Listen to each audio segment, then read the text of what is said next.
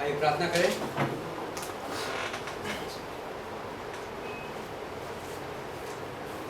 हे स्वर्गीय पिता परमेश्वर, हम आपके पुत्र के नाम पे आपके वचन के सामने आते हैं और हम ये कन्फेस करते हैं कि आपका वचन इस दुनिया की सब किताबों से, सारे ज्ञानों से, हमारे दिमाग के ख्यालातों से, हर चीज़ से बड़ा है, हर चीज़ से उत्तम है, हर चीज़ से ऊंचा है। और पौलुस ने कहा रोमियो के 11 में कि आपके परमेश्वर, आपके वचन की गहराई और आपके ज्ञान की गहराई अथाह है, हम उसे छू भी नहीं सकते।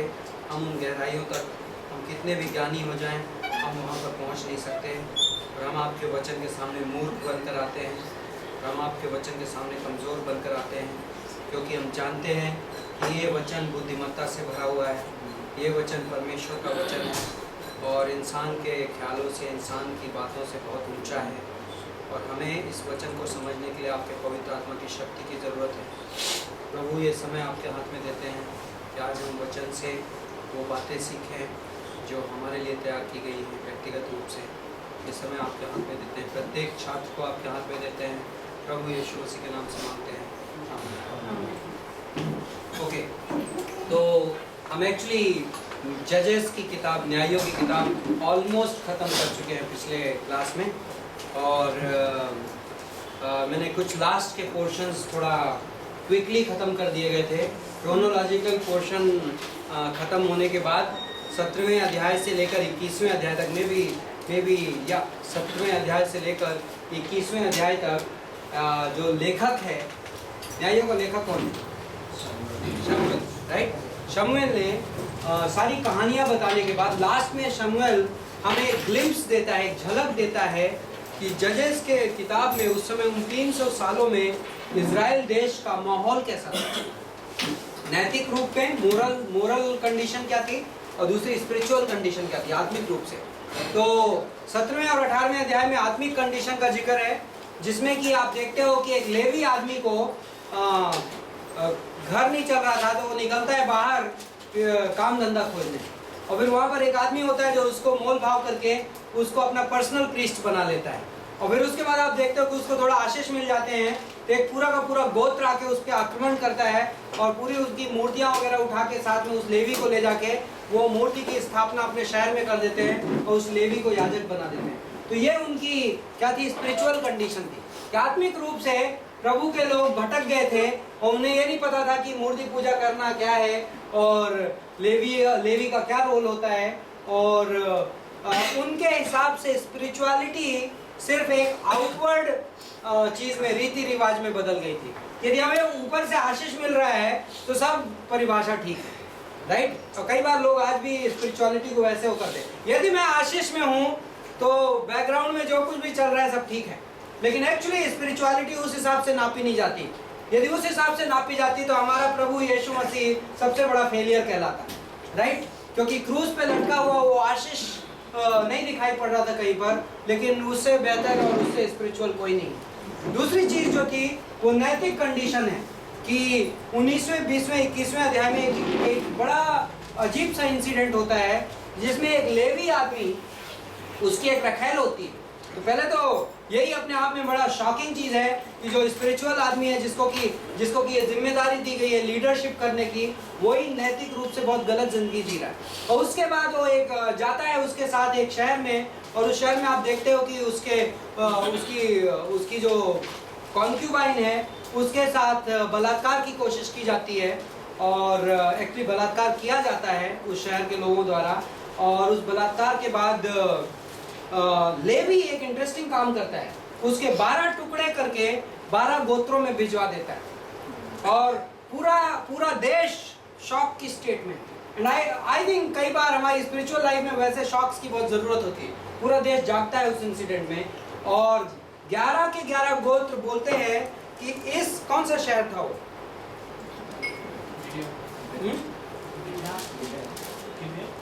गिबेया नहीं, कौन सा शहर?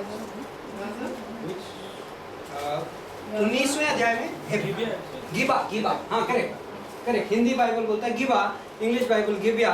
और गिबा के शहर के इजरायली लोग बोलते हैं कि अब इन लोगों को हर्जाना देना पड़ेगा, इन लोगों को हम दंड देंगे।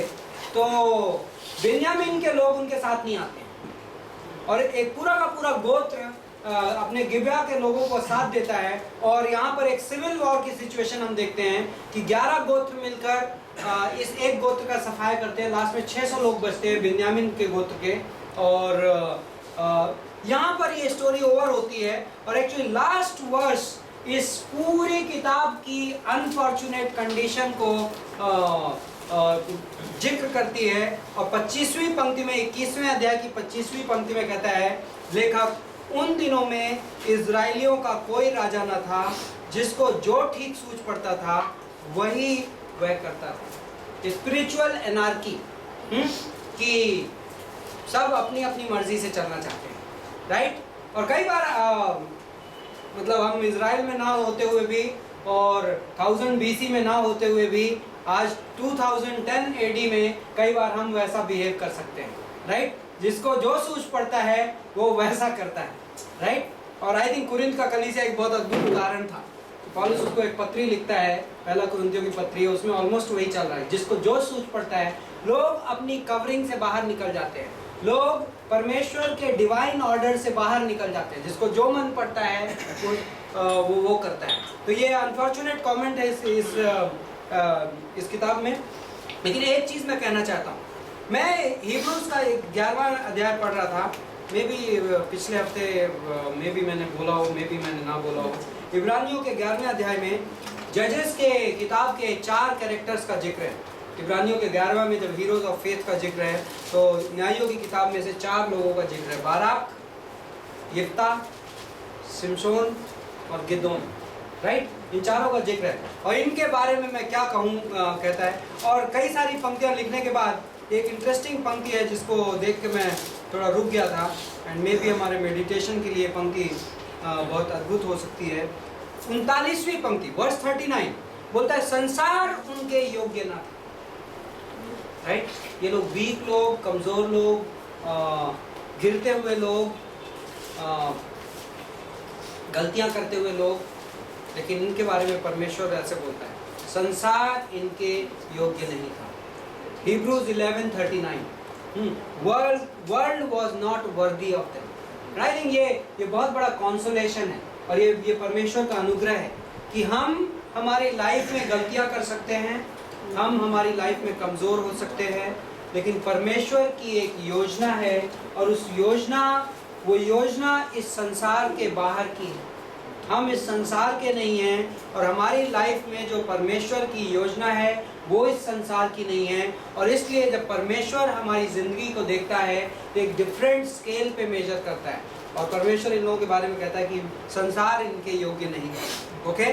और मैं भी पवित्र आत्मा के अगुवाई में हम हमारी लाइफ को उसी दृष्टि से देख सकते हैं।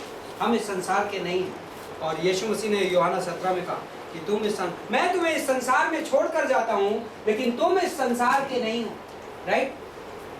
एनीवे, तो हम अब नेक्स्ट बुक जिसमें एंटर कर रहे हैं, रूथ की किताब, और may be next half an hour में हम इस किताब को फिनिश भी कर देंगे।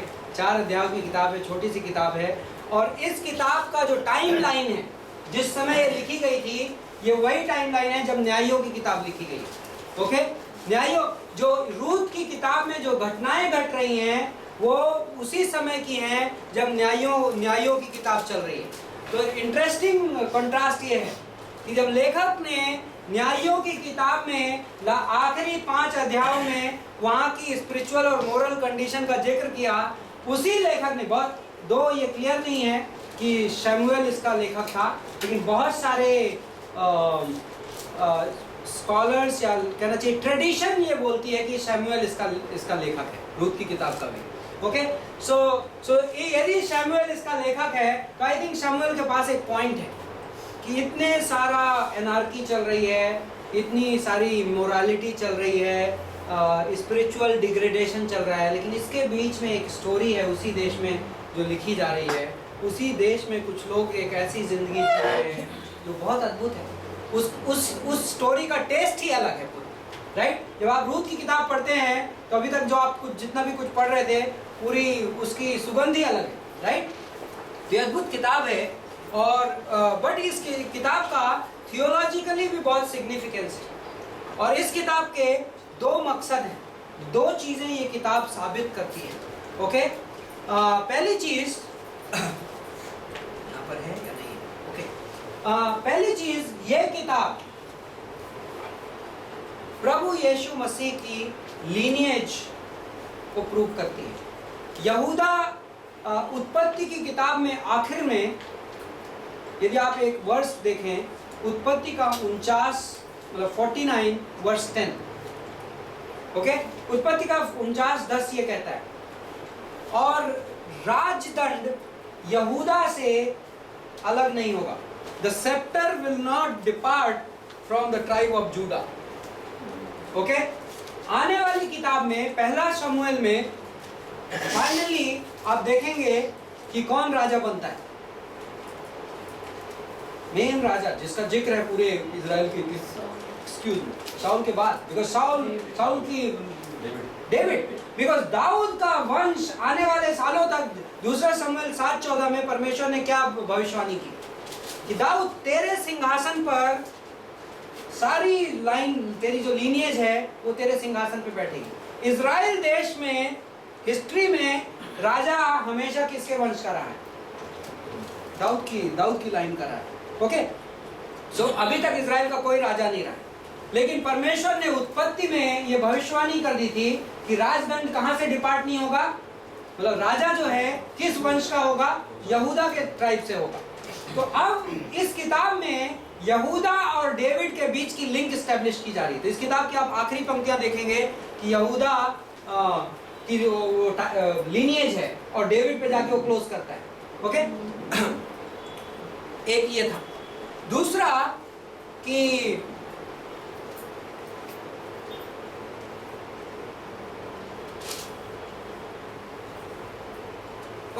दूसरा एक इंपॉर्टेंट जो मुझे ये दिख रहा है कि परमेश्वर ये कहने की कोशिश कर रहा है कि इतने मोरल डिग्रेडेशन के टाइम, अक्सर ऐसा होता है हमारे आसपास सब कुछ खराब चल रहा है तो हम अपने आप को क्या एक्सक्यूज देते हैं, मेरे ऑफिस में तो सब लोग ये करते हैं, राइट, या आजकल की दुनिया में तो ऐसा ही होता है, राइट, इस टाइप के एक्सक्यूजेस हम देते हैं। तो आई थिंक लेखक एक पॉइंट कन्वे कर रहे हैं, इस न्यायों की किताब के माहौल में भी कुछ लोग हैं जो परमेश्वर की योजना के हिसाब से जिंदगी बिता रहे हैं। रेमिनेंट, ये जो रेमिनेंट का सिद्धांत है, बचे हुए लोग, हर जनरेशन में और हर पीढ़ी में कुछ बचे हुए आत्मिक लोग होते हैं। आपको ध्यान है जब एलिया भागा, जब कौन थी रानी? जेजेबेल, राइट, क्या नाम? जेजेबेल। जब जेजेबेल ने धमकी दी तो एलिया भागा, भाग के उसने परमेश्वर को क्या कंप्लेंट की? पहला राजा के 19वें अध्याय में, प्रभु कोई नहीं बचा, सिर्फ मैं हूँ जो आपका दास हूँ, कोई नहीं बचा। प्रभु ने कहा नहीं, 5000 लोग हैं, 5000 लोग हैं जिनको मैंने छोड़ रखा है, राइट। और यह वो सिद्धांत है जो बार बार अप्लाई होता है। जब इजराइल अपोस्टेसी में था, तब भी जब इजराइल बंधुत्व में था, गुलामी में था 70 साल की, तब भी कुछ लोग थे जो नबूकदनेस्सर की बनाई हुई आकृति के सामने नहीं झुक रहे, राइट।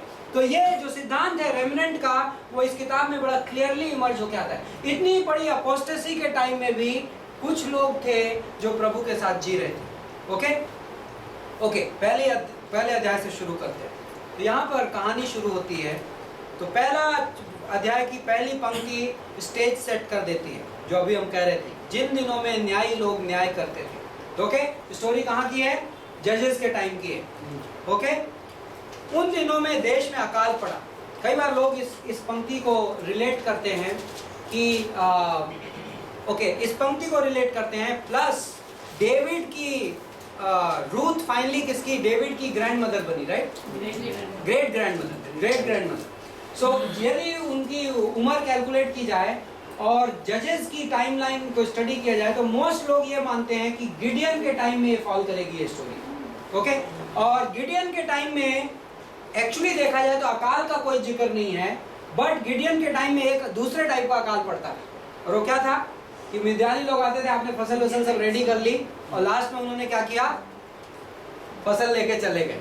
तो दो आपने सब कुछ किया, पानी था और फसल थी, लेकिन फाइनली रिजल्टेंट क्या रहा कि अकाल जैसा हो गया। तो मे भी उसका जिक्र है, मे भी, ओके। तो उस एक आदमी अपने दोनों पुत्रों को लेकर और अपनी पत्नी को लेकर परदेशी होकर मोआब के देश में निकला। मोआब कौन सा देश है? आपको ध्यान हो, मैंने कई बार यहाँ पे ड्रॉ किया, यरदन नदी के इस तरफ, राइट, जहाँ पे 2.5 गोत्र हैं। यहाँ पे साउथ में मोआब था, नॉर्थ में अम्मोन था। ये मोआब और अम्मोन कौन थे? ये हिस्ट्री में उत्पत्ति के 19वें अध्याय में जब लूत की बेटियों ने उसके साथ शारीरिक संबंध किया था, तो जो बेटे पैदा हुए थे वो मोआब और अम्मोन थे, और ये इजराइल के दुश्मन बन चुके थे, ओके।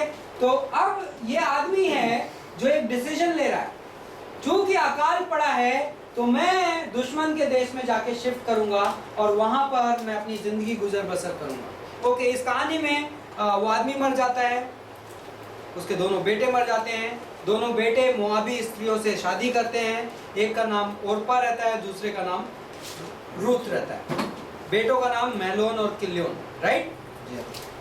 6वीं पंक्ति में, तब वह मोआब के देश से यह सुनकर कि यहोवा ने अपने लोगों की सुधि लेके उन्हें भोजन वस्तु दी है, उस देश से अपनी दोनों बहुओं समेत लौट जाने को चली।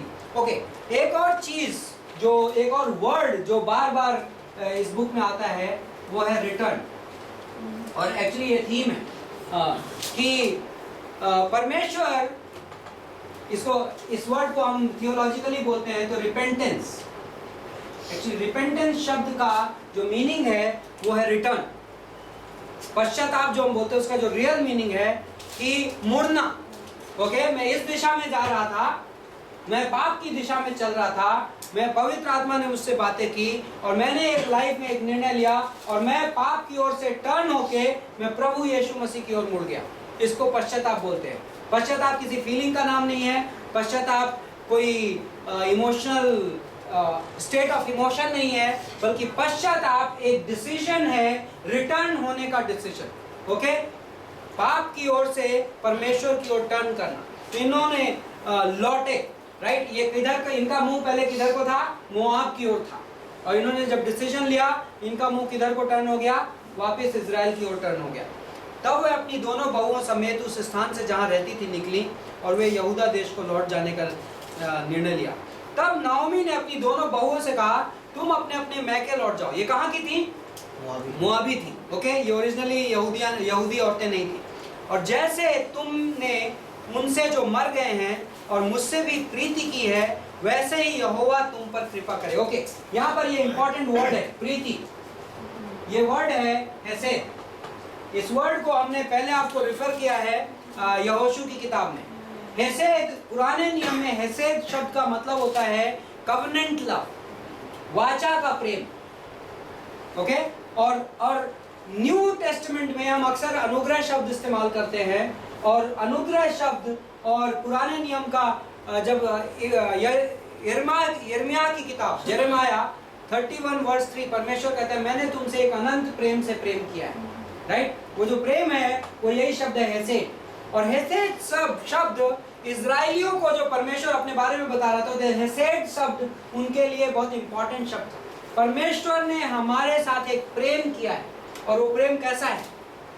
परमेश्वर जब उनसे बातें कर रहा था तो उसका ये इंपॉर्टेंट उस संदेश का वो था कि मैंने तुमसे एक प्रेम किया है जो वाचा का प्रेम। वाचा का प्रेम मतलब प्रतिज्ञा का प्रेम। मैंने तुमसे प्रेम करने की प्रतिज्ञा की है, परमेश्वर कह रहा है, और वो प्रेम अनकंडीशनल हो जाता है। तो यहाँ पर जो वर्ड यूज कर रही है नाओमी, और एक्चुअली यही वर्ड था जो आपको ध्यान है राहाब ने भी यूज किया। राहाब ने भी हेसेद शब्द का इस्तेमाल किया। मतलब ये शब्द इजराइलियों की डिक्शनरी में था। ये शब्द जैसे अगापे, आजकल जब हम न्यू टेस्टामेंट पढ़ते हैं तो अगापे यूनानी भाषा का शब्द है, लेकिन अगापे का यूज यूनानी भाषा की सेकुलर लैंग्वेज में बहुत कम हुआ है, रेयरली यूज हुआ है। लेकिन अगापे का यूज बाइबल में, नए नियम में बहुत हुआ है। तो एक हिसाब से देखा जाए, अगापे यूनानी शब्द होते हुए भी क्या है? क्रिश्चियन वोकेबुलरी का पार्ट है। ठीक वैसे ही हेसेद शब्द इब्रानी शब्द होते हुए ये यहूदियों की वोकेबुलरी का पार्ट था, क्योंकि परमेश्वर ने अपने बारे में जब रिवील किया था तो उन्हें एक प्रेम करने वाले परमेश्वर के रूप में रिवील किया था। तो यहाँ पर ये हेसेद वर्ड का इस्तेमाल है और ये अद्भुत किताब है, ये एक प्रेम कहानी है और इस शब्द का इस्तेमाल काफ़ी नेचुरल है। ओके, तो नयोमी कहती है कि तुम लोग वापस चले जाओ, और वो लोग उसको चूमती हैं, वे चिल्ला चिल्ला कर रोने लगती हैं और वो कहती हैं कि हम निश्चय ही तेरे साथ चलेंगे। 11वीं पंक्ति में नयोमी उन्हें उत्तर देती है, हे मेरी बेटियां लौट जाओ, तुम क्यों मेरे संग चलोगी? क्या मेरी कोख में और पुत्र हैं जो तुम्हारे पति हों? ये स्टेटमेंट इंटरेस्टिंग है और इम्पॉर्टेंट है, क्योंकि इस किताब में जो चल रहा है उसके लिए ये स्टेटमेंट इम्पॉर्टेंट। वो नयोमी क्वेश्चन कर रही, क्या मेरा और कोई बेटा है? तुम क्यों चलोगी मेरे साथ? क्या मेरा कोई और बेटा है जिससे तुम्हारी शादी हो सके? और ये चीज़ हमें इस प्रिंसिपल पे ले जाएगी। इस प्रिंसिपल को हम डिटेल में पढ़ेंगे। ये इंग्लिश में बोलते हैं इसको प्रैक्टिस ऑफ लेवायरेट मैरिजेस, और हिंदी में इसको लिखा गया है तो देवर के साथ विवाह का रिवाज। नाउ जो लेवीर शब्द है, लेवीर शब्द लैटिन लैंग्वेज का शब्द है। लेवीर का मतलब होता है देवर, बेसिकली हस्बैंड का भाई। यहूदियों के ट्रेडिशंस में और इनफैक्ट यहूदियों के नियम में एक चीज अलाउड थी, और वो चीज ये थी कि यदि किसी औरत का पति मर जाए तो उसका वंश और बच्चा पैदा, उसको तब तक बच्चा ना हुआ हो तो उसका वंश नहीं चलेगा। और यहूदियों की ट्रेडिशन में वंश का आगे बढ़ना बहुत इंपॉर्टेंट होता था। क्यों? क्योंकि उससे प्रॉपर्टी टर्म्स जुड़े हुए होते थे, उससे आपका कुल का नाम जुड़ा हुआ होता था। तो उनके लिए इंपॉर्टेंट था कि बाप का नाम बेटा आगे बढ़ाए। लेकिन यदि बाप मर गया और पत्नी को कोई बच्चा नहीं हुआ है तो अब वो फैमिली आगे कैसे बढ़ेगी? तो परमेश्वर ने व्यवस्था विवरण के 25वें अध्याय में, और कहां पर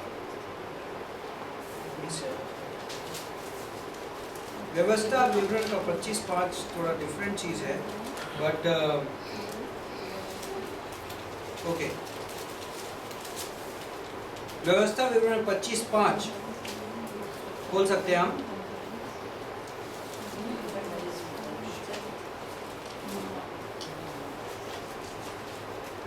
ओके, जब कई भाई संग रहते हो, 25वां अध्याय ड्यूटरोनॉमी 25:5, जब कई भाई संग रहते हों और उनमें से एक निपुत्र मर जाए तो उसकी स्त्री का ब्याह पर गोत्री से ना किया जाए। कंफ्यूजन हो जाएगा, प्रॉब्लम है। प्रॉब्लम यह है कि यदि उनके यहाँ जो ट्राइबल लैंड का डिस्ट्रीब्यूशन हुआ था यहोशू की किताब में, तो जो जमीन बांटी गई थी वो किसके हिसाब से बांटी गई थी? गोत्र के हिसाब से। 12 गोत्रों की अलग अलग जमीन थी। अब यदि कोई औरत का पति मर जाएगा और यदि उसने किसी पराये गोत्र के मर्द से शादी कर ली, तो क्वेश्चन ये है कि जो ओरिजिनल पति की प्रॉपर्टी किसके पास जाएगी? वो एज ऑफ नाउ उस औरत की है, लेकिन वो औरत किसी और की पत्नी बन गई जो किसी और गोत्र का है, तो अब वो प्रॉपर्टी उस दूसरे गोत्र के आदमी की हो सकती है। परमेश्वर वो अलाउ नहीं कर रहा। जिस गोत्र में जो जमीन दी गई थी परमेश्वर की योजना में, वो जमीन उसी गोत्र में रहेगी। यहाँ पर परमेश्वर कह रहा है कि पर गोत्री से, दूसरे गोत्र के आदमी से उसकी शादी ना हो, उसके पति का भाई उसके पास जाकर उसे अपनी पत्नी कर ले और उससे पति के भाई का धर्म पालन करे, और जो पहला बेटा उस स्त्री से उत्पन्न हो वह उस मरे हुए भाई के नाम का ठहरे, जिससे कि उसका नाम इज़राइल में से मिट ना जाए। और 7वीं पंक्ति में, यदि उस स्त्री के पति के भाई को उसे ब्याहना ना भाए तो वह स्त्री नगर के फाटक पर वृद्ध लोगों के पास जाकर कहे कि मेरे पति के भाई ने अपने भाई का नाम इज़राइल में बनाए रखने से नकार दिया है और मुझसे पति के भाई का धर्म पालन करना नहीं चाहता। तब उस नगर के वृद्ध लोग उस पुरुष को बुलाकर उसे समझाएं, और यदि वह अपनी बात पर अड़ा रहे और कहे कि मुझे इसको ब्याहना नहीं भावता, तो उसके भाई की पत्नी उन वृद्ध लोगों के सामने उसके पास जाकर उसके पांव से जूती उतारे और उसके मुंह पर थूक दे और कहे, जो पुरुष अपने भाई के वंश को चलाना न चाहे उससे इसी प्रकार का व्यवहार किया जाएगा। तब इज़राइल में उस पुरुष का ये नाम पड़ेगा, अर्थात जूती उतारे हुए पुरुष का घराना।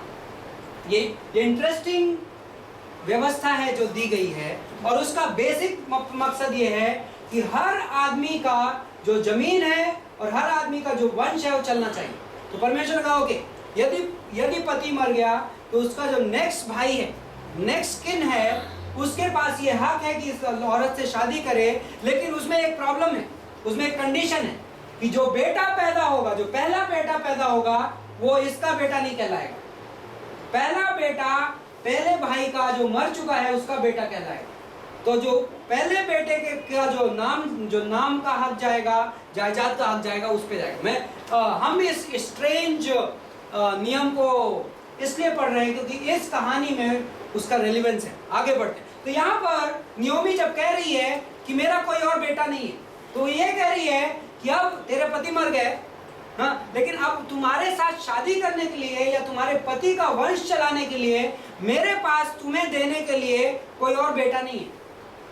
ओके, पहली चीज कि मेरा कोई बेटा नहीं है, मेरा पति भी नहीं है। दूसरी पॉसिबिलिटी ये थी कि यदि नियोमी दूसरी शादी कर ले, राइट, इसी नियम के अनुसार, तो शायद नियोमी के बेटा हो भी जाए, लेकिन तुम उतने साल इंतजार नहीं करोगे क्योंकि अभी बेटा होगा, उससे आप शादी करोगे। और दूसरी बात यहाँ पर बोलता है कि नियोमी बांझ हो चुकी थी, नियोमी को अब बच्चा पैदा करने की शक्ति नहीं थी। तो अब किसी भी तरीके से ह्यूमनली तरीके से ये पॉसिबल ही नहीं था कि अब कुछ आगे हो सकता है। ओके, तो नियोमी कहती तुम लोग लौट जाओ। ओके, तब वे फिर से उठी 14वीं पंक्ति में, और ओरपा ने तो अपनी सास को चूमा परंतु रूत से अलग न हुई। तब उसने कहा, देख तेरी जेठानी तो अपने लोगों और अपने देवता के पास लौट गई है, इसलिए तू अपनी जेठानी के पीछे लौट जा। रूत बोली, और ये पावरफुल वर्सेस हैं जो रूत बोलती है, और कई बार इन पे प्रीचिंग हुई है, और ये अद्भुत डिसाइपलशिप का मैसेज है, शिष्य बनने का संदेश। और यहाँ पर शिष्य बनने के, मैं ये मानता हूँ, और आई थिंक आप एग्री करेंगे, 10 साल इन्होंने मोआब में गुजारे थे। और ये औरतें कौन थी? रूत कौन थी? ओरिजिनली मोआबी थी। मोआबी लोग कैसे थे?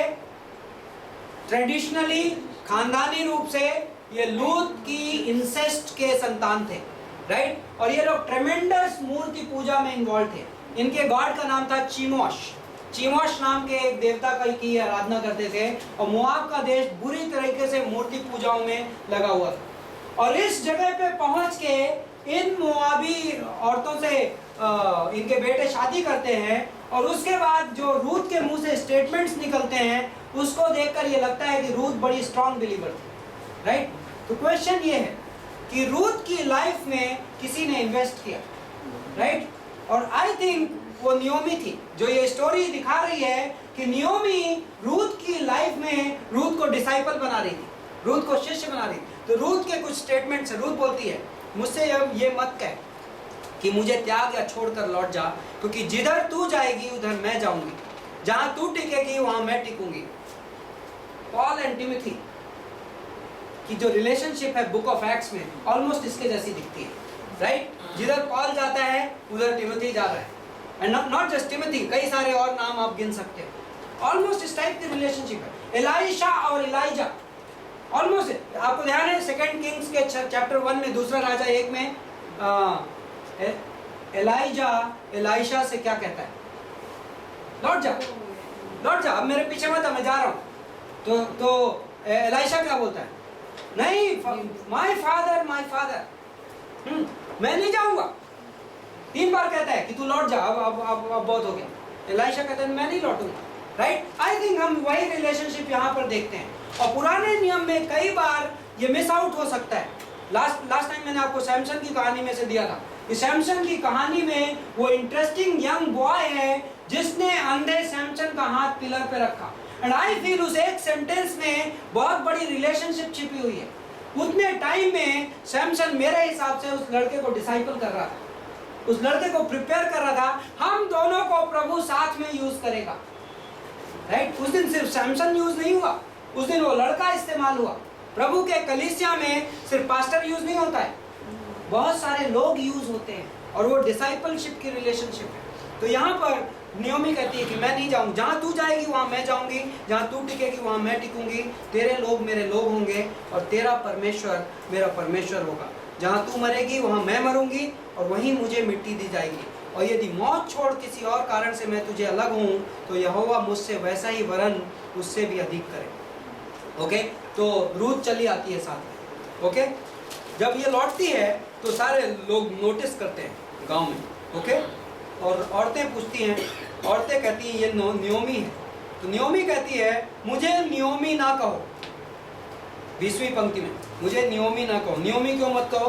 क्योंकि नियोमी का मतलब होता है मनोहर, सुंदर, ब्यूटीफुल, ओके। तो नियोमी कह रही मुझे ब्यूटीफुल मत कहो, ओके। और क्यों कहती है कि मुझे मारा कहो। मारा का मतलब होता है कड़वा, ओके। तो नियोमी की लाइफ में बिटरनेस आ चुकी है। नियोमी अपनी लाइफ की सर्कमस्टांसेस में कड़वाहट ला चुकी है उसकी लाइफ में, ओके। क्योंकि सर्वशक्तिमान ने मुझको बड़ा दुख दिया है। मैं, ओके, 21वीं पंक्ति बड़ी इंटरेस्टिंग है। बोलती मैं भरी पूरी चली गई थी परंतु यहोवा ने मुझे छूछी करके लौटाया है। I went field but God has brought me empty. ये बहुत इंटरेस्टिंग है।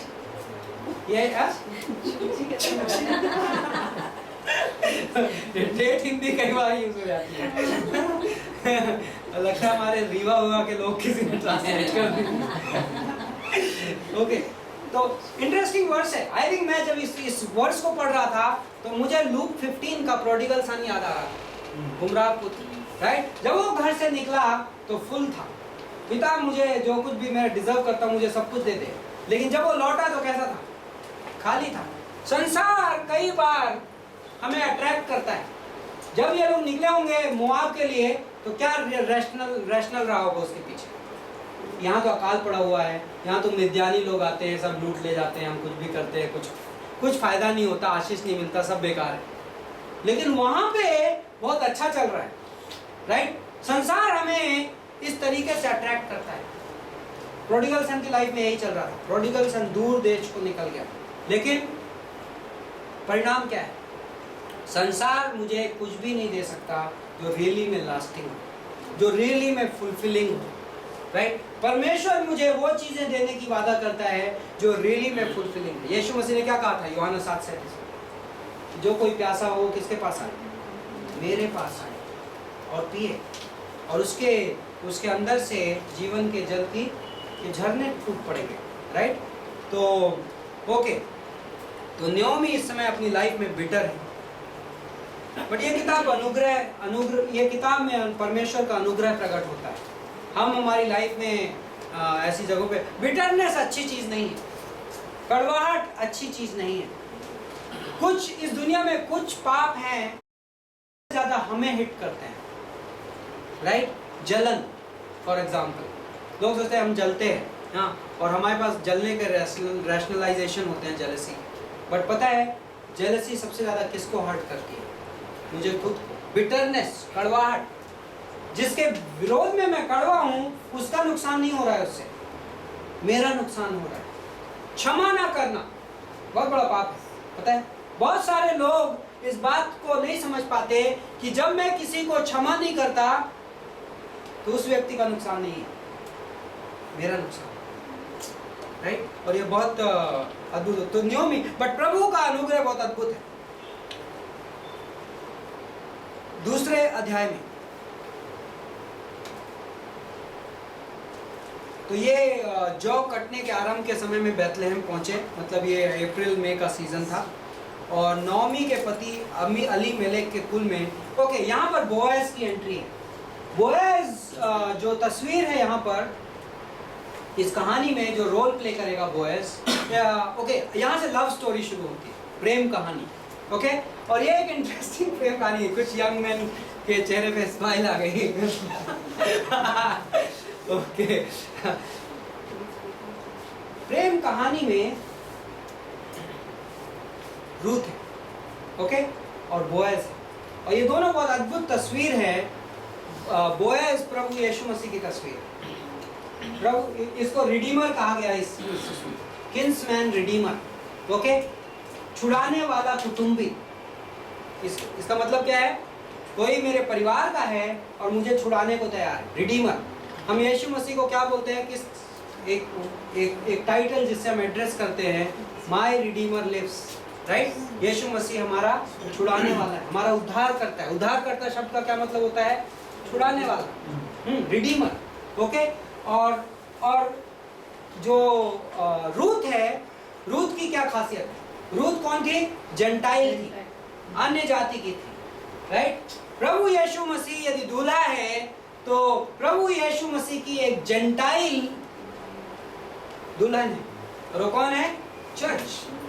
चर्च यहूदियों से नहीं बना हुआ है, चर्च एक जेंटाइल से निकाला गया है, मोआबाइट है एक हिसाब से चर्च, और वो यीशु मसीह की प्रेमिका है।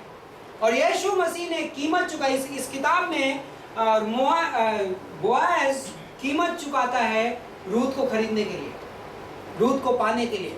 यीशु मसीह ने हमें, हम पाप के गुलाम थे, राइट, हम पाप के गुलाम थे, और यीशु मसीह ने हमें खरीदने के लिए कीमत चुकाई। क्या कीमत है वो? और प्रिसाइजली स्पीकिंग यीशु मसीह का लहू, पहला पत्रस का पहला अध्याय 18 से 20वीं पंक्ति, यीशु मसीह का लहू उसने देकर हमें खरीदा है, राइट। और एक्चुअली न्यू टेस्टामेंट में जो ये शब्द है रिडीम शब्द का मतलब होता है खरीदना पुराने ज़माने में। और जो न्यू टेस्टामेंट में शब्द कई शब्द इस्तेमाल हैं, एक शब्द है लुटरू शब्द का मतलब होता है जब स्लेव मार्केट में, जब उस समय में गुलाम बेचे जाते थे, मार्केट स्लेव्स का अलग से मार्केट होता था, तो स्लेव मार्केट में जब डील होती थी तो आप एक स्लेव को खरीद लेते थे। तो जब आप खरीदते थे तो आप उस स्लेव को मार्केट से बाहर ले जाते थे, राइट। ये उसमें कॉनोटेशन होता था उस शब्द में कि जब आप खरीदे गए तो आप उस जगह से बाहर निकाल दिए गए, और फिर वो मालिक क्या करता था? अपने घर में ले आता था उस स्लेव। तो ठीक वैसा ही ट्रांजैक्शन हुआ हमारे साथ कि प्रभु यीशु मसीह ने हमें खरीद लिया और हमें कहां से? उस मार्केट से बाहर निकाल दिया। अब हम उस मार्केट में नहीं है। अब शैतान या हमारा पाप हम पर अपना अधिकार नहीं जता। मतलब ऐसा नहीं है कि अब मैं बड़ी कीमत दे के आपको वापस ले सकता हूँ, राइट। यीशु मसीह ने हमें जो ट्रांजैक्शन किया वो वंस एंड फॉर ऑल है, रिडेम्पशन। ओके, हम आगे बढ़ते हैं इस कहानी में। तो इस कहानी में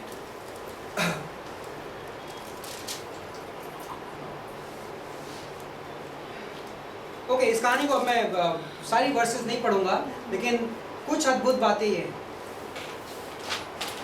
यहाँ पर आप जो दूसरी चीज देखते हैं, ग्लीनिंग, कि मजदूर लोग फसल की कटाई कर रहे होते हैं और रूत पीछे पीछे जाके खेत में उठाने को जाती है। और ये यदि आप लैब व्यवस्था का 19वां अध्याय देखें तो परमेश्वर ने इन लोगों को आज्ञा दी थी गरीबों का ख्याल रखने के लिए। परमेश्वर ने यहूदियों को, यदि परमेश्वर ने आपको आशीष दिया है तो आप उसका पूरा मजा अकेले मत लो। परमेश्वर का न्याय ये था। परमेश्वर कहता था कि उससे गरीबों को भी फायदा होना चाहिए। परमेश्वर ने कहा कि जब कटाई करते वक्त, इकट्ठा करते वक्त जो फसल का हिस्सा जमीन में गिर जाएगा उसको आपको वापस जाके उठाना नहीं है। वो किसके लिए है? गरीब के लिए, विधवा के लिए, और किसको? ऑर्फन के लिए, राइट, उनके लिए था। लैब व्यवस्था लेविटिकस 19:9। तो यहाँ पर ये बिनती है, लेकिन यहाँ पर एक इंटरेस्टिंग चीज होती है, और वो चीज है कि बोआज इसको नोटिस करता है और बोआज कहता है ये कौन है? तो उसके सेवक लोग बताते हैं ये तो रूत है जो नाओमी की बहू है। तो बोआज उसको स्पेशल फेवर देता है, ओके। और बोआज कहता है कि इसके लिए जानबूझ के कुछ गिराते जाना, राइट। बहुत इंटरेस्टिंग तस्वीर है। यदि आप लोगों को डग पियर्सन ध्यान हो, एक बार डग पियर्सन मेरे फ्रेंड यहाँ पे आए थे, अमेरिकन, ओके। डग पियर्सन ने एक बहुत अद्भुत मैसेज प्रीच किया था बहुत सालों पहले। आई थिंक वो बॉम्बे में नए आए थे। फर्स्ट मैसेज उसने प्रीच किया था, बट माइंड ब्लोइंग मैसेज, और वो मैसेज मैं भूलता नहीं। रूथ की किताब, रूथ को इस किताब में वर्चुअस वुमन कहा गया, राइट। वर्चुअस हिंदी में क्या, हिंदी ट्रांसलेशन कई बार मिस हो जाता है। वर्चुअस वुमन, एनीवे, धर्मी स्त्री या व्हाटएवर। और नीति वचन 31 में फिर एक बार virtuous woman who can find, ध्यान है आपको? एक धर्मी स्त्री कौन पा सकता है? पत्नी का जिक्र है उसमें, पूरा 31 चैप्टर नीति वचन का, प्रोवर्ब्स, ओके। और उस वर्ष में वहां पर एक वर्ष है, बोलते हैं वर्चुअस वुमन के बारे में, she looks at a field and buys it. वो एक खेत की ओर देखती है और उस खेत को खरीद लेती है। और इस कहानी में भी एक इंटरेस्टिंग चीज हो रही है, आप नोटिस करेंगे। रूथ की बोआज से मुलाकात कहां पर होती है? रूथ और बोआज की प्रेम कहानी में रोमांस कहां पर चल रहा है? खेत में, राइट। और ये इंटरेस्टिंग है, जो डग पियर्सन का मैसेज था वो ये था, उसका टाइटल ये था, रोमांस ऑफ द गॉस्पेल। और प्रभु यीशु मसीह ने क्या कहा कि खेतों की ओर नजर उठाकर देखो और खेत पके हुए हैं, और प्रभु यीशु मसीह यदि बोयास है और यदि हम रूथ हैं, तो प्रभु यीशु मसीह हमारे साथ खेत में रोमांस करना चाहता है। और ये बहुत अद्भुत, इसलिए हर बिलीवर को एक आज्ञा है कि हम प्रभु यीशु मसीह के खेतों में लगे रहें। और ये बहुत अद्भुत है। और वहां पर एक वर्ष है कि बोयाज अपने सेवकों को ये कहता है कि जहां जहां रूथ जा रही ना, वहां जानबूझ के एक्स्ट्रा गिराते जाना। एंड आई थिंक जब हम सोल विनिंग करते हैं और जब हम लोग हमारे वचन को सुनकर या संदेश को सुनकर प्रभावित हो जाते हैं, तो आई थिंक हमें वो ध्यान रखना चाहिए कि वो लोग इसलिए नहीं बचाए गए या लोग उद्धार में इसलिए नहीं आए कि हमने बहुत अच्छा मैसेज प्रचार कर दिया इस बार। वो लोग इसलिए बचाए गए कि बोआज ने सेवकों को कह दिया है कि जानबूझ के रूथ के लिए एक्स्ट्रा गिराते रहना। एंड जो हम फसल काट रहे हैं वो अनुग्रह की फसल है। यूहन्ना के 4 में यीशु मसीह ने कहा कि मेरे पास कुछ फसल है जो तुमने नहीं बोई और तुमने नहीं सींची और तुम ऐसी फसल काटोगे, राइट? और ये बहुत अद्भुत है, ये परमेश्वर का अनुग्रह है। लेकिन विश्वासी के लिए ये इंपॉर्टेंट है कि वो उस रोमांस में इन्वॉल्व हो जाए, और ये बहुत अद्भुत है। ओके, तो ये आई थिंक मैं यहाँ पे क्लोज करूंगा, क्योंकि रूथ की किताब और 1 सैमुअल की बिगनिंग हम नेक्स्ट क्लास में फर्दर ऑन स्टार्ट करेंगे, क्योंकि मेरे पास एक इम्पॉर्टेंट टास्क है अगले 10 मिनट के लिए, और वो ये है कि अगले हफ्ते आप लोगों का टेस्ट है। ओके और उस टेस्ट के लिए आप लोगों को रिव्यू दिए जाएंगे। तो कितने लोगों को इंग्लिश वाले फॉर्म में चाहिए, तो इंग्लिश वाले ये सेट है, बढ़ाते जाइए। और हिंदी वाले मैं इधर से पढ़ा रहा हूँ। और basically okay, you want English further आपको बैलेंस आउट करने, हमने गेस वर्क करके राइट नंबर्स। अच्छा, पहले मैं आपके कुछ ऑब्जेक्शंस क्लियर कर दूं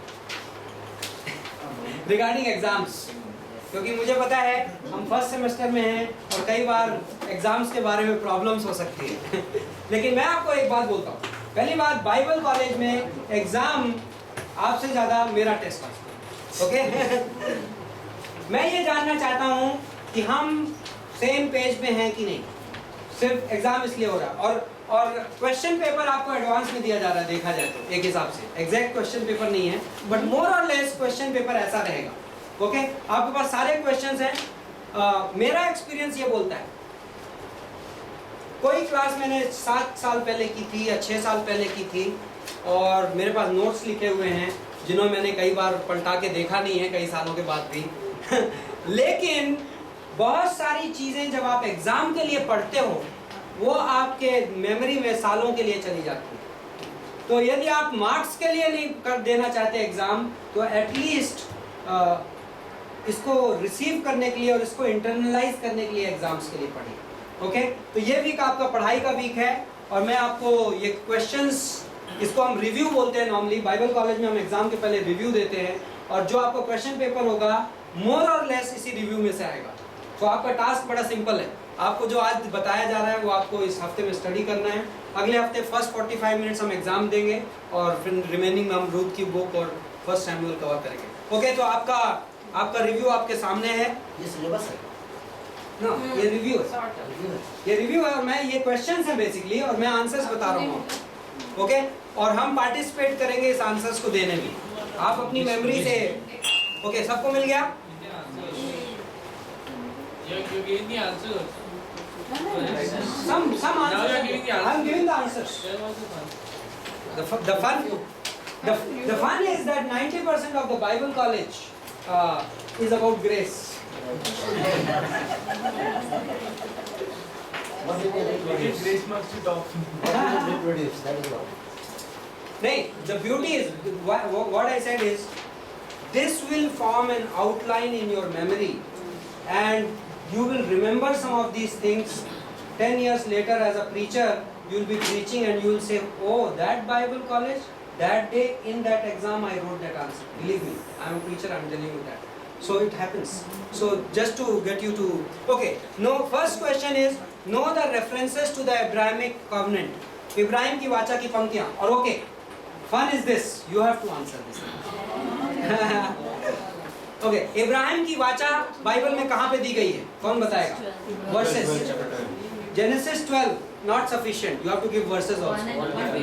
जेनेसिस 12 1 2 3। तो आप आंसर लिखते जा सकते हैं so that you can memorise it. उत्पत्ति का 12वां अध्याय पहली से तीसरी पंक्ति। अनदर रेफरेंस, इंपॉर्टेंट रेफरेंस इब्राहिम की वाचा का। हाँ, जेनेसिस 15 उत्पत्ति का 15वां अध्याय वर्सेस। आप नहीं भूलेंगे, कल को जब आप प्रीच कर रहे होंगे इब्राहिम की वाचा तो आपको ये याद आएंगी वर्सेस। 15वां अध्याय 18 से 21, उत्पत्ति का 15 18 से 21। Okay, next question. परमेश्वर ने यहोशू को कितनी बार कहा जमीन जो मैंने तुम्हें दे दी है? How many times did God say in Joshua, the land that I have given you? I am not asking you to count. Some of you may take that exercise to count this week. But बताइए 50 times. I have not told it in the class. 50 बार. 50 बार यहोशू की किताब में परमेश्वर ने कहा ये जमीन जो मैंने तुम्हें दे दी है। Okay, next. आप लोग हैं? स्पीड ज्यादा तो नहीं है। नेक्स्ट है यहोशू के आक्रमण के 2 तरीके। यहोशू के आक्रमण करने के 2 तरीके थे। कौन कौन से? Cherem and lakad, right? दोनों का मतलब क्या क्या है?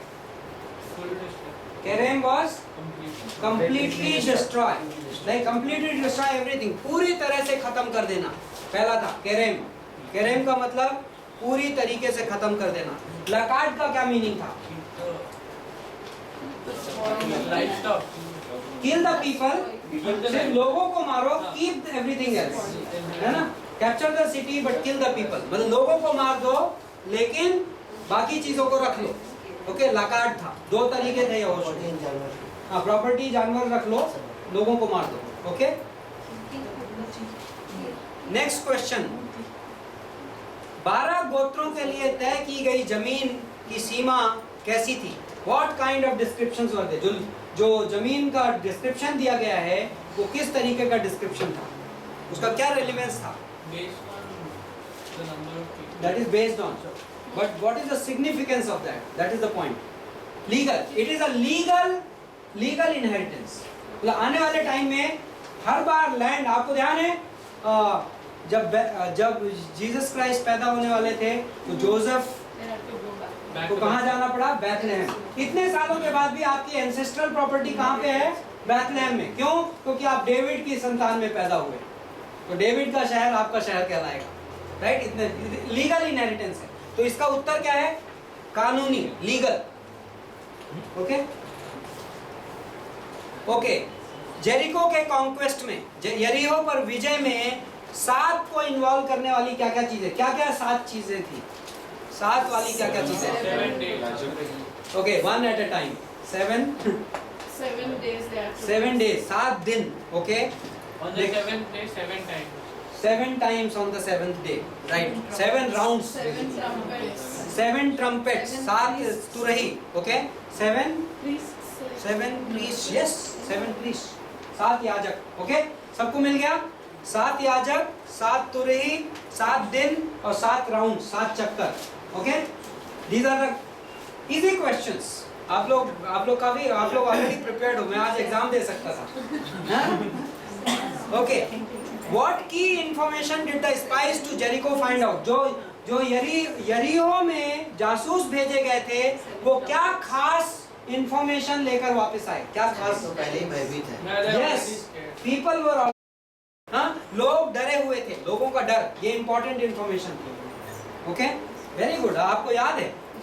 ओके, गिबोन की लड़ाई में, इन द बैटल ऑफ गिबियन, कौन कौन से 2 चमत्कार हुए? 2 बड़े मिरेकल्स। हाँ, सूरज और चांद खड़े हो गए, right? Sun and moon stood still. दूसरा,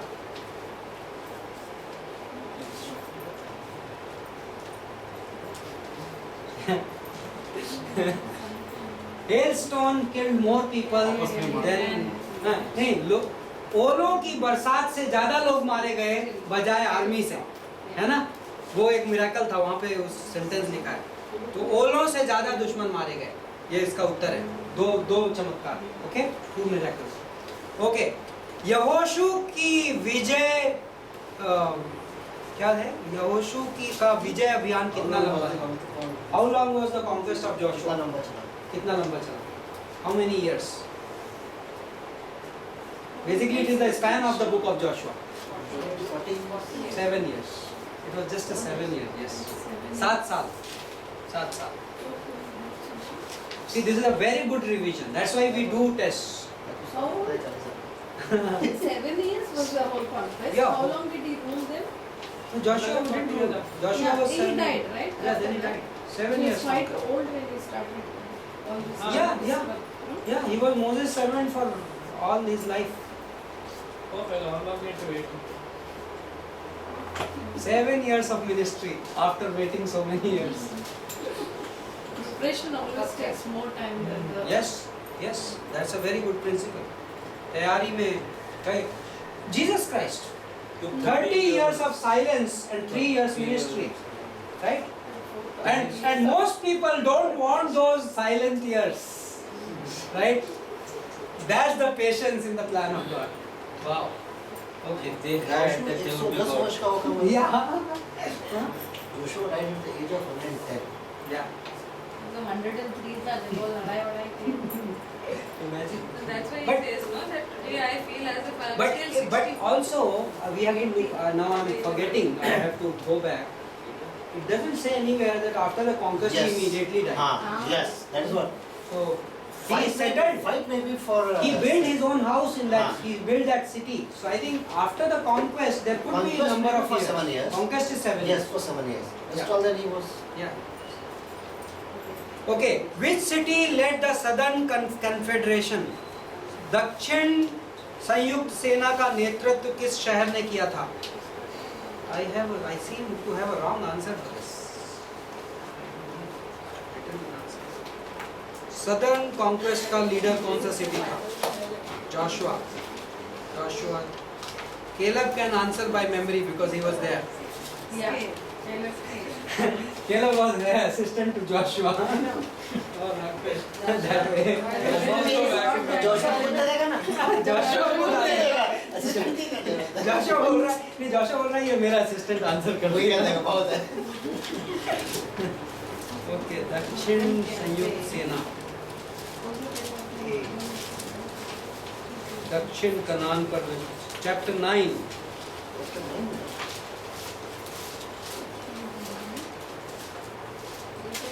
दुनिया का अच्छा है उसको तो। दुनिया का छल है। यरूशलेम का राजा, करेक्ट? अनोल अबोनी यरूशलेम। Jerusalem was the leader of that. यरूशलेम, करेक्ट आंसर। कौन सा दुनिया था? 10वां अध्याय जोशुआ 10 में यरूशलेम का राजा लीड कर रहा था। जो सदर्न कन्फेडरेशन था उसको कौन लीड कर रहा था? जेरूशलेम का राजा।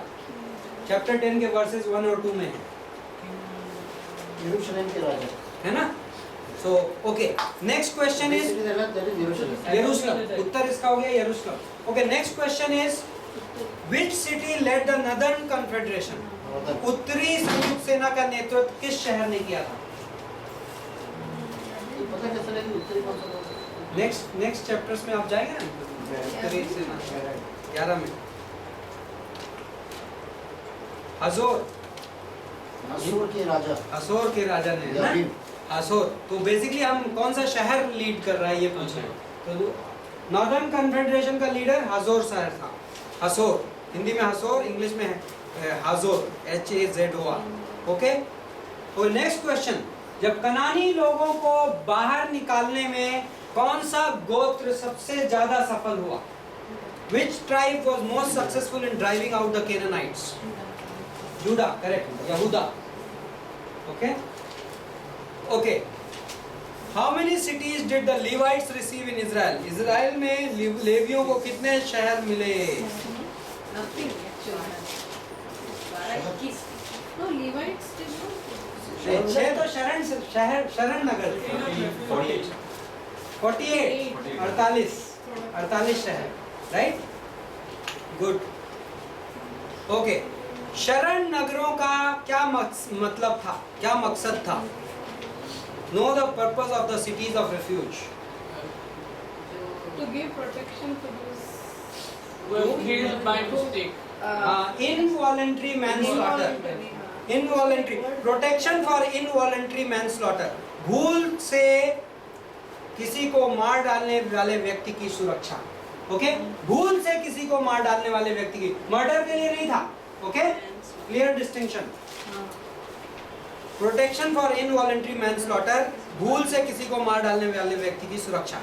Okay, no the statute of limitations for an acquitted person in the city of refuge. इसका हिंदी में था, शरण नगर में निर्दोष घोषित व्यक्ति के नियम में क्या मर्यादा थी, क्या बाउंड्री लाइन थी? He could leave only after the Correct. the high High priest died. Okay, correct. That is the answer. Until the high priest died, he had to stay in the city of refuge. जब तक महायाजक नहीं मर जाएगा, तब तक वो व्यक्ति को शरण नगर में रहना जरूरी था। ओके, ये इसका उत्तर है। Okay, next question, what was the duty of the Levites? लेवियों का काम क्या था? Most important work. हाँ, आई एम नॉट सेइंग मंदिर के भवन में Offer sacrifice. Most important work, no, according to, हाँ, लेवियों का जो मुख्य काम था इस किताब में, जो कि वो फेल हो गए जिस ड्यूटी में, वो ये था अपने लोगों को परमेश्वर के बारे में सिखाना, to instruct the people in the law. That is the answer, लोगों को व्यवस्था सिखाना। ओके, ओके, आपको दो चीजों को डिफाइन करना है। Most questions will not be so lengthy, but right now you are writing the answer. It's good for you. Lot of fill in the blanks and all those, match the columns. You won't have to write too much. Unless you are not very perfect. Yeah. So, but you have to know the idea. Yeah. What are we talking about? So, okay. Next, define type and symbol. आदि रूप और चिन्ह, इन दोनों का मतलब बताइए। Okay. Who can define? What is a symbol? What is a type? चिन्ह क्या है और आदि रूप क्या है? Type is a pattern that occurred over Yeah. a period like. Yeah, it's a prophetic symbol. Actually, first we should define symbol. चिन्ह पहले define करें, और basically type is a prophetic symbol. Type is also a symbol, but it is a prophetic in nature. It is talking about something in future. So मेरी definition ये है, symbol is a visible person or thing covering something invisible. किसी visible चीज को, किसी दिखने वाली चीज को लेकर आप ना दिखने वाली चीज का चित्रण करते हैं। Okay, a visible person or thing describing an invisible thing, that is a symbol. सांकेतिक, संकेत बोलते हैं ना, सांकेतिक भाषा। Then type is a prophetic symbol which refers to Christ and his work. Type is this is an important definition. I would like you to दिखने वाली चीज को मतलब लेकर ना दिखने वाली चीज का जो चित्रण है, हाँ, ना दिखने वाली चीज का चित्रण करने के लिए जब दिखने वाली चीजों का इस्तेमाल होता है, उसको चिन्ह बोलते हैं। Okay, that is symbol. और जो टाइप है, आदि रूप है, वो है एक भविष्यवाणी करने वाला चिन्ह जो यीशु मसीह और उसके काम के बारे में बताता है। Okay, so a prophetic symbol which speaks about Christ and his work. Okay, तो एक ऐसा सिंबल जो आने वाले यीशु मसीह के काम या यीशु मसीह के बारे में बताता है, उसको टाइप बोलते हैं। ओके, ये बड़ी इंपॉर्टेंट डेफिनेशन, ये आई थिंक थियोलॉजिकली आपको बाइबल कॉलेज में लॉन्ग टर्म ये आपको पता हो जानी चाहिए। चिन्ह का है जब दिखाई देने वाली चीज का इस्तेमाल करके ना दिखने वाली चीजों का चित्रण करना, समझे? मतलब जीवन के जल की धाराएं फूट पड़ेंगी। जीवन के जल की धाराएं किसके बारे में बात कर रहा था यूहन्ना 7 में? पवित्र आत्मा के बारे में। लेकिन पवित्र आत्मा को आप नहीं देख सकते, जल की धाराएं आप देख सकते हो, right? Living water, that was the picture of, that was a symbol. Okay, okay. How long was the period of जजेस? न्यायियों की किताब का जो अंतराल था कितने साल का था? 300। Okay, okay. How many recorded apostasies are there in the book of Judges? न्यायियों की किताब में कितने बार पतन का वर्णन है? कितनी साइकिल है? 7 साइकिल है। ओके, 7। Very good. ओके, न्यायियों की किताब 19 से 21 में कौन सा गोत्र है जो ऑलमोस्ट डिस्ट्रॉय हो गया? Benjamin, correct. ओके, कौन सा एक खास शहर है जिसका न्यायियों की किताब में वर्णन ही नहीं है? Almost yes, silo. Silo in English, Shiloh in Hindi, correct. Okay, second page में आपको जो आंसर और क्वेश्चन दोनों दिया गया है, आपको मैच द फॉलोइंग करना पड़ेगा। टाइपोलॉजी में विभिन्न चीजों का मीनिंग बताना है। यरदन नदी का क्या मतलब है, यरीहो का क्या मतलब है, गिलगाल का क्या मतलब है। आपको क्वेश्चन भी दिया है, आंसर भी दिया है। ये आपको क्वेश्चन मैच द कॉलम के फॉर्म में आएगा। ओके, तो डोंट बी डिस्करेज कि मुझे सारे याद नहीं हो रहे हैं। यदि आप पढ़ेंगे तो आपको राइट टाइम पे पवित्र आत्मा याद दिला देगा। ओके, फिर सेम वे शरण नगर का डिस्क्रिप्शन दिया है। 6 शरण नगर हैं, उनका क्या मीनिंग है। सेम वे जो जजेस हैं, हर जज का कोई खास इंसिडेंट। ओके, बैल के पैने से किसने 600 आदमियों को मारा, आपको ध्यान है, राइट? और किसने बाल की मूर्तियों को हिला दिया। तो इस तरीके से ये आपके मैच द कॉलम के क्वेश्चन है सेकंड पेज में। Finally last page, these are important question, क्योंकि इसमें आपको थोड़ा बहुत लिखना पड़ेगा। Okay, next question, am I off time? Answer बताते रहेंगे। What was the secret to possessing the land? जमीन को हासिल करने का रहस्य क्या था? यहोशू की किताब में। I think we started with that. Put your leg. जहाँ-जहाँ तक कदम रखोगे, जहाँ-जहाँ तक कदम रखोगे वो जमीन। From which place does the believer fight his victory? From the victory. From the place of knowing that it is already there. Okay? So believing, in fact knowing से को आप replace कर दिए believing से। Secret क्या था land को पाने का? Believing that the land was already theirs. यह विश्वास करना कि वो जमीन उनकी है, ये सीक्रेट था, राइट? जोशुआ की किताब में। क्लियर सबको? यह विश्वास करना कि वह जमीन उनकी है। Okay, next question. यहोशू के 1:3 में मैंने तुम्हें दे दी है, इसमें कॉल परफेक्ट जो काल है हिब्रू में, उसको भविष्यवाणी का पूर्ण काल क्यों कहा जाता है? आप जाने भविष्यवाणी का पूर्ण काल। ओके, क्या है इसका उत्तर? Why is this tense called prophetic perfect? ये हो Because चुका it है। talks of something, it has to happen as if it has happened. ये घटना भविष्य काल की है, लेकिन कहीं इस तरीके से जा रही है एज इफ पूरी हो चुकी है, इसलिए इसको, है ना? So the incident, the action is yet in the future, but it is being spoken of as if it has already happened. समझ गए? ये घटना भविष्य काल की है, लेकिन कहीं इस तरीके से जा रही है जैसे कि पूरी हो चुकी हो। ये इसका उत्तर है। Okay, okay. नेक्स्ट, 3 घटनाएं क्रम से बताना है आपको। गिलगाल में कौन सी 3 इंपॉर्टेंट चीजें हुई यहोशू की किताब में? गिलगाल में ये लोग जब आक्रमण करने जा रहे थे, उससे पहले 3 इंपॉर्टेंट चीजें जो गिलगाल में हुई। सर्कमसिजन फर्स्ट, मतलब खतना। सेकंड, सेलिब्रेशन ऑफ पासओवर, फसह का पर्व मनाना। एंड तीसरा, उस जमीन की मिट्टी में से क्या खाना? अन्न खाना। Eating of the corn of the land. मन्ना उस दिन से खत्म हो गया, इन्होंने जमीन का अनाज खाया। ओके, सेकंड इज पासओवर, फसह का पर्व मनाना। ओके, यहोशू के 5:13 से 15 में निकली हुई तलवार क्या 2 चीजें दर्शाती है? The drawn sword, 2 things। वहां पे उस कॉन्टेक्स्ट में, ऑफ कोर्स टाइपोलॉजी में, सिंबोलिज्म में, yes, word of God, but निकली हुई तलवार, स्ट्रेस इज ऑन निकली हुई Ready to तलवार। fight? Yes, God first is God. Okay, ready to fight मैंने नहीं, यहाँ पर जो आंसर है मेरे पास उसमें था, पहली चीज परमेश्वर वो लड़ाई स्वयं लड़ेगा, तलवार निकली हुई है। ओके, और दूसरा था परमेश्वर उस देश के लोगों का न्याय करेगा। God will fight the battle and second God will जज द पीपल। निकली हुई तलवार क्या 2 चीजें दर्शाती है? God will fight the battle, परमेश्वर लड़ाई लड़ेगा, और दूसरी चीज परमेश्वर लोगों का न्याय करेगा। ओके, इजराइल के लिए जो जमीन थी हमारे लिए क्या है? परमेश्वर ने वादा दिया था, मैं तुम्हें कनान देश दूंगा। What the land was for Israel? Who is for us? Everlasting.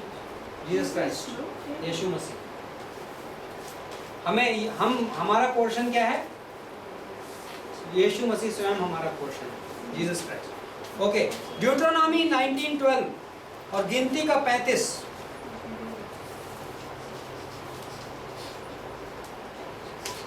कहाँ पे हूँ? ओके, व्यवस्था विवरण 19:12 और गिनती का 35 में वाला अवेंजर ऑफ द ब्लड, ये कौन होता था? रिश्तेदार होता था, लेकिन उसका फंक्शन क्या था? वो एवेंजर, वो पोस्ट किस लिए बनाई गई? He was the one to execute the death penalty. मृत्यु दंड देने का हक उसे था। एवेंजर ऑफ द ब्लड क्यों कहा जाता था उसको? क्योंकि उसको मृत्यु दंड देने का हक था। यदि किसी ने मर्डर किया तो ऐसे कोई भी किसी का बदले में बदला, खून के बदले खून, राइट? लेकिन खून के बदले खून का बदला नहीं, सारे एक दूसरे को मारते थे। जिसको कानूनी हक है सिर्फ वही मृत्यु दंड दे सकता है। एवेंजर ऑफ द ब्लड वो आदमी था, उसको कानूनी हक था मौत, मृत्यु दंड देने का। ओके ओके, कनान देश के मूर्ति पूजा के दौरान क्या 3 मुख्य रिवाज थे जो वो लोग फॉलो करते थे? 3 कॉमन रिवाज। कई चीजें मैंने पढ़ाई नहीं है, बट ये एग्जाम के दौरान आ जाएंगी। 3 चीजें मैं बोलता हूँ। Animal sacrifices, they were common मूर्ति पूजा में। सेकंड, हिंदी में इसको जानवरों की बलियां। सेकंड वाज टेंपल प्रोस्टिट्यूशन, मंदिर में वेश्यावृत्ति। और तीसरा चाइल्ड और ह्यूमन सैक्रिफाइसेस, इंसानी या बाल बलि। ओके, हुआ? There are no references. This is a historical. Animal sacrifices, temple prostitution, and child/human sacrifices. There are. We can actually search for references, little here and little there, but this is more from a isagogics, like historical study. जानवरों की बलि, मंदिर में वेश्यावृत्ति, इंसानी बाल बलि, बच्चों का। Okay, न्यायों की किताब में इजराइलियों के नीचे जा रहे चक्र में 5 कदम क्या थे? सिन, सर्विट्यूड, सप्लिकेशन, साल्वेशन, साइलेंस। सिन के सामने पाप, हिंदी में सर्विट्यूड गुलामी, प्रार्थना, उद्धार, शांति। ये 5 कदम थे। पहले पाप करते थे, फिर गुलामी आती थी, गुलामी के बाद प्रार्थना करते थे, प्रार्थना के बाद उद्धार मिलता था, उद्धार के बाद शांति होती थी। ओके ओके, न्यायों की किताब में एक और क्वेश्चन है। Why did the tribe of Dan migrate to Laish north of Galilee? दान का गोत्र गलील के उत्तर लैश में जाकर क्यों बसे? क्यों? क्योंकि लड़ाई नहीं लड़ना चाहते थे। They wanted the blessing without obedience. वो अपने फिलिस्तीनियों से लड़ना नहीं चाहते थे, तो इसलिए वो लोग वहां जाकर बस गए, लैश में। ओके, मे भी ये पोर्शन हमने कवर नहीं किया। लड़ाई के बिना लड़ा, हाँ, इसीलिए कुछ चीजें। दे वांटेड ब्लेसिंग, वो बिना आज्ञा पालन के आशीष चाहते थे और फिलिस्तीनियों से लड़ना नहीं चाहते थे। ओके, बिना लड़ाई के उनको जमीन चाहिए थी बेसिकली। ओके, एक नेक्स्ट क्वेश्चन, 2 क्वेश्चन बचे अब आपके पास। Which tribe was jealous and offended in Judges when they were not given preeminence in battles? लड़ाइयों में कौन सा गोत्र था जिसको जगह नहीं मिली तो नाराज हो जाता था? Ephraim. Okay, Ephraim, Hindi. Okay, 1 question extra credit question. ये बाइबल कॉलेज में एक और ग्रेस का एग्जाम्पल। यदि आपसे 2-4 गलतियां हो जाएं तो लास्ट में एक एक्स्ट्रा क्रेडिट क्वेश्चन रहेगा। यदि आप इसमें कवर कर गए तब भी आपको 100 में 100 मिल जाएंगे बिना कंप्लीटली करेक्ट हुए। Okay, so what was wrong with the decision of 2.5 tribes to settle east of Jordan? यर्दन के पूर्व में बसने का निर्णय लेने में 2.5 गोत्रों की क्या गलती थी? ओके, ये क्वेश्चन का आंसर मैं क्लास में नहीं बता रहा हूँ, क्योंकि इस क्वेश्चन का आंसर आपको सोचना है, क्योंकि ये एक्स्ट्रा क्रेडिट क्वेश्चन। ओके, आइए प्रार्थना करें।